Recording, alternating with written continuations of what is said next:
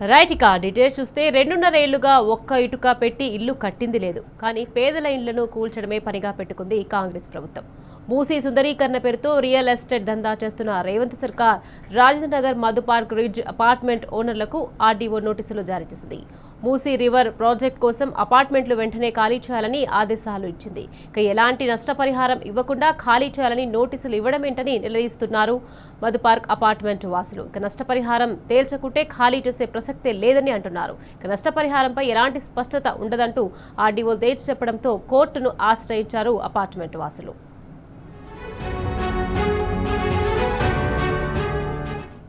Right ఇక ఇదే అంశానికి సంబంధించి మరింత సమాచారాన్ని మా ప్రతినిధి కిరణ్ మనకు ఫోన్ లైన్లో అందించేందుకు సిద్ధంగా ఉన్నారు. కిరణ్ చెప్పండి, ఇక నష్టపరిహారం తేల్చకుంటే అపార్ట్మెంట్ ఖాళీ చేసే ప్రసక్తే లేదని రేవంత్ సర్కార్ కు మధు పార్క్ అపార్ట్మెంట్ వాసులు వార్నింగ్ ఇచ్చారు. దీనికి సంబంధించి పూర్తి అప్డేట్స్. మూసీ రివర్ ప్రాజెక్టుకు సంబంధించినటువంటి అంశంలో రాష్ట్ర ప్రభుత్వం కుట్రలు ఇంకా కొనసాగుతా ఉన్నాయి. ఏదైతే అపార్ట్మెంట్లను నివాసాలను వేటిని కూడా ఏదైతే ఇవ్వమంటూ కూడా పూర్తి స్థాయిలో వాటిని పట్టుకోమంటూ కూడా రాష్ట్ర ప్రభుత్వం ఇటీవల కాలంలో చెప్పింది. అయితే అయినప్పటికీ కూడా దాదాపు మూసీ రివర్ డెవలప్మెంట్ ప్రాజెక్ట్ కావచ్చు, గాంధీ సరోవర్ పేరిట చేస్తున్నటువంటి కుట్రలను ఇప్పటికే బహిర్గతమవుతున్నాయి.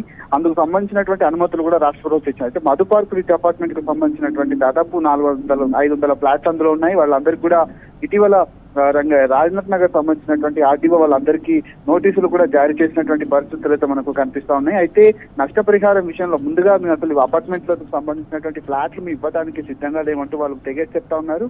అంతేకాకుండా ప్రస్తుతం నష్టపరిహారం విషయంలో గతంలో ఇస్తున్న దానికంటే చాలా తక్కువగా ఇస్తున్నట్టు కూడా వాళ్ళు ఆగ్రహం వ్యక్తం చేస్తున్నారు. ప్రధానంగా నగరంలో ఎక్కడ చూసినా కోట్లలో అపార్ట్మెంట్ల విలువలు పెరిగిపోతా ఉన్నాయి. తమకు ఇచ్చేటువంటి దానిపైన ఏమాత్రం కూడా స్పష్టత ఇవ్వకుండా తమను ఏ విధంగా ఖాళీ చేయిస్తారంటూ కూడా అపార్ట్మెంట్ కు సంబంధించినటువంటి కొంతమంది కూడా ప్రశ్నించినట్టుగా తెలుస్తుంది. ఆర్డీఓ ఆ విషయంలో కూడా కనీసం స్పందించినటువంటి పరిస్థితులు మనం చూసుకోవచ్చు. అయితే ఇప్పుడు ఉన్నటువంటి సిచ్యువేషన్ లో తమ నివాసాలు ఏవైతే ఉన్నాయో ఆ 2 అపార్ట్మెంట్లకు సంబంధించినటువంటి ఏ బ్లాక్ కావచ్చు, బి బ్లాక్ కావచ్చు, ఇవి కూడా ఇవ్వమంటూ కూడా తెగేసి చెప్తా ఉన్నారు. ఖచ్చితంగా ఒకవేళ కనుక మొండిపట్టుగా మాత్రం తీసుకున్నదంటే మాత్రం ఈ విషయంలో రాష్ట్ర ప్రభుత్వం చేసేటువంటి కుట్రలను ఖచ్చితంగా మేము ఎదుర్కొంటామంటూ కూడా వాళ్ళు హెచ్చరికలు అయితే జారీ చేస్తా ఉన్నారు. ప్రధానంగా మధు పార్క్ రిచ్ అపార్ట్మెంట్ వాసులకు అయితే కొంతమందికి నోటీసులు ఇచ్చారు. ఆర్డీఓతో ప్రజావాణిలో కూడా ప్రశ్నించినప్పటికీ తను ఏ విధమైనటువంటి స్పందన ఇవ్వలేదని కూడా తెలుస్తుంది. ప్రధానంగా ఈ గాంధీ సరోవర్ ప్రాజెక్టుకు సంబంధించి ఈ నివాసాలను వేటిని కూడా ముట్టుకోమంటూ రాష్ట్ర ప్రభుత్వం చెప్పింది. ఇప్పుడున్నటువంటి పరిస్థితుల్లో కూడా ఎక్కడికక్కడ రాష్ట్ర ప్రభుత్వం చేసేటువంటి కుట్రలను ఖచ్చితంగా బహిర్గతం చేస్తాము. మేము ఇచ్చేటువంటి అపార్ట్మెంట్లు ఏవైతే వాటిని ఖచ్చితంగా ఇవ్వలేమంటూ కూడా వాళ్ళు తెగేసి చెప్తున్నటువంటి పరిస్థితులు కనిపిస్తున్నాయి. రాబోయేటువంటి రోజుల్లో ఇప్పటికీ కోర్టులో కూడా ఇద్దరు మధు పార్క్ రిచ్ అపార్ట్మెంట్ కు సంబంధించినటువంటి ఇద్దరు కూడా రిట్ పిటిషన్ వేసినట్టుగా తెలుస్తుంది. కోర్టు ఆదేశాల మేరకు మరోసారి రాష్ట్ర ప్రభుత్వం ఏ విధమైన స్పందన ఇస్తుందని మాత్రం మనం వేచి చూడాలి. Right, thank you Kiran.